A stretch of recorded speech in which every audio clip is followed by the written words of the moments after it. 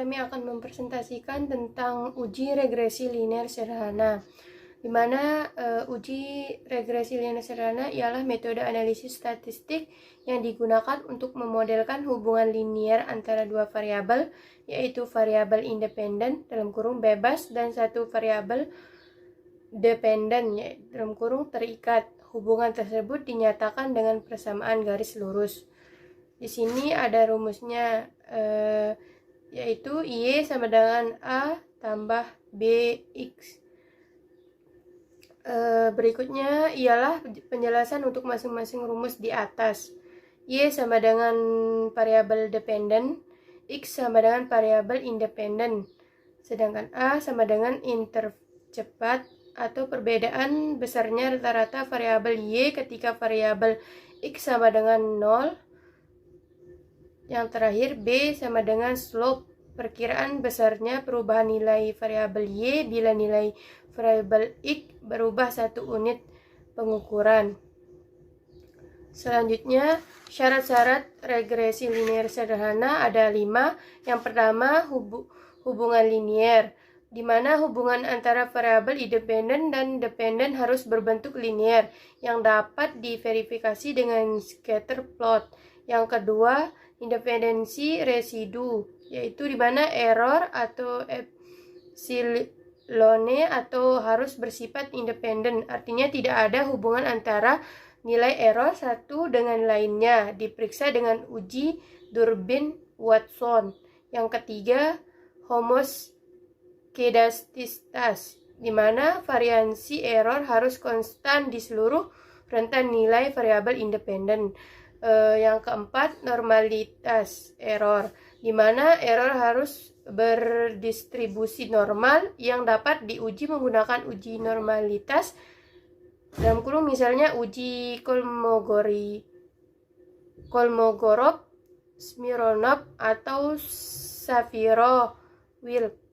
Yang kelima, tidak ada multikolinearitas, karena hanya ada satu variabel independen. Masalah multikolinearitas tidak relevan dalam regresi linear sederhana. Selanjutnya, ciri-ciri linear sederhana, yang dimana di sini ciri-ciri linear sederhana ada 5. Yang pertama itu dua variabel yang dimana hanya melibatkan satu variabel independen dan satu variabel dependen.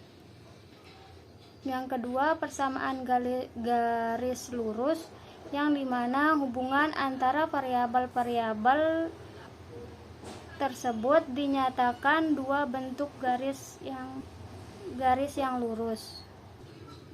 Dan yang ketiga adalah koefisien regresi, yang dimana maksud dari koefisien regresi di sini adalah memberikan informasi tentang arah dan kekuatan hubungan, entah itu hubungan positif ataupun negatif. Selanjutnya yang keempat, sederhana, yang dimana di sini lebih mudah dipahami dan digunakan dibandingkan dengan metode regresi lainnya. Selanjutnya yang terakhir adalah model prediktif, yang dimana yang dimaksud di sini adalah dapat digunakan untuk memprediksi nilai Y berdasarkan nilai X. Baik, selanjutnya syarat-syarat regresi linear, yang dimana di sini syarat-syarat regresi linear itu yang pertama adalah hubungan linear. Yang dimaksud dengan hubungan linear di sini hubungan antara variabel independen dan hubungan antara variabel dependen harus berbentuk linear yang dapat diverifikasi dengan scatter plot. Selanjutnya yang kedua, independent residu, yang dimana independent residu di sini maksudnya errornya harus bersifat independen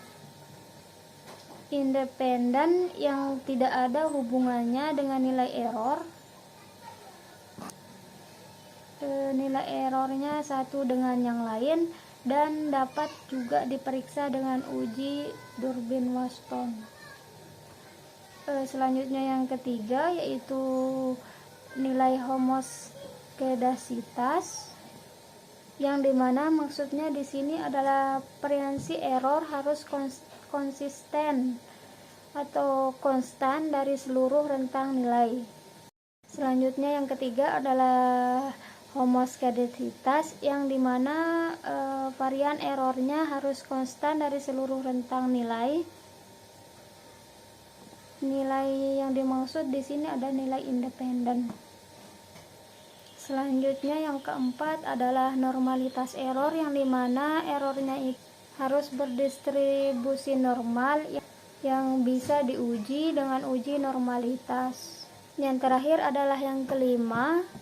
Persyaratan yang kelima itu adalah tidak adanya multikoliantris, dikarenakan hanya ada satu variabel, yakni variabel independen. Masalahnya di sini multikoliantris tidak relevan dalam regresi linear sederhana. Nah, di mana dalam contoh kasus sederhananya kita akan melakukan uji analisis regresi linear sederhana, yaitu dengan menggunakan variabel berat badan ibu dengan berat badan bayi, di mana apakah ada hubungan antara berat badan ibu dengan berat badan bayi.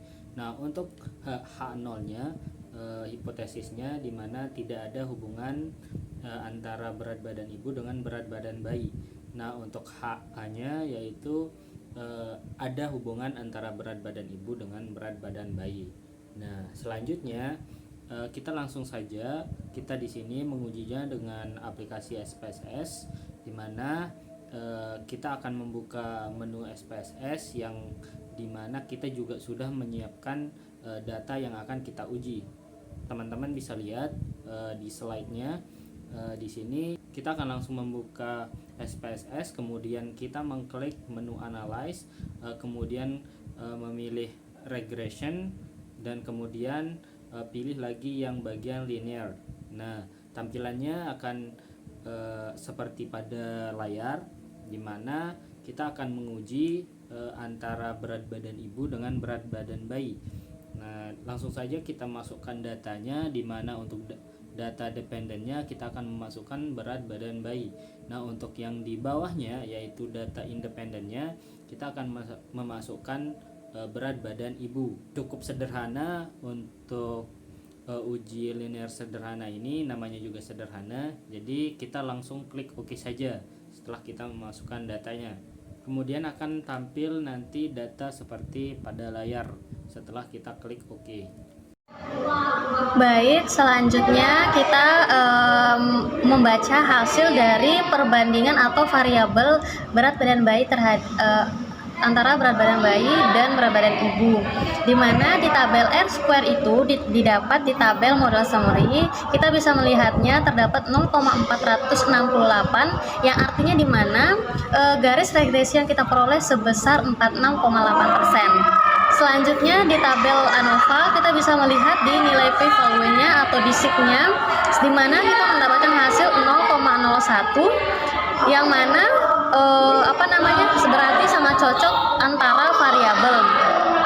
Selanjutnya pada tabel koefisiennya, di mana terdapat pada kolom B, yang dimana itu untuk berat badan bayi sebesar 6,57 dan berat badan ibu 44,38. Berarti ada perbedaan atau sangat cocok pada variabel berat badan bayi dan berat badan ibu. Selanjutnya kesimpulannya berarti ada perbedaan antara berat badan ibu dengan berat badan bayi, di mana bisa kita lihat dari p-value-nya itu kita mendapatkan 0,01, di mana sesuai ketentuan itu kalau lebih dari 0,05 berarti tidak ada hubungan. Jika kurang dari 0,05 berarti ada hubungan. Maka dari kesimpulan kami, uji regresi linear sederhana terdapat perbedaan antara berat badan bayi dengan berat badan ibu.